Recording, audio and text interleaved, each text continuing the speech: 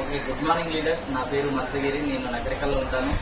ఈరోజు ఏంటంటే విత్తన శుద్ధి చేయడం జరుగుతుంది. విత్తన శుద్ధి ఎందుకు చేస్తారు అంటే మనకు పంటలు పండియడానికి అగ్గి తెగుళ్ళు, కాటక తెగులు అనేది రావడం జరుగుతుంది. అందుకే ముందుగానే మనం విత్తన శుద్ధి చేస్తే ఆ కాటక తెగులు, అగ్గి తెగులు రాకుండా ఉండడానికి, అదేవిధంగా మన భూమి పంట అనేది అధిక దిగుబడి రావడానికి మనం విత్తన శుద్ధి అనేది చేయడం జరుగుతుంది.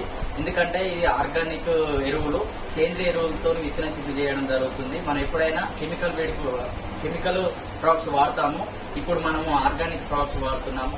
వెస్టేజ్ సంబంధించిన అగ్రి ప్రొటెక్ట్ ఒకటి, అగ్రి హ్యూమిక్ ఒకటి విత్తన శుద్ధి చేయడం జరుగుతుంది. ఇక లీడర్స్, మనము ఇక్కడ ప్రొటెక్ట్ అనేది కలపడం జరుగుతుంది. ఏంటంటే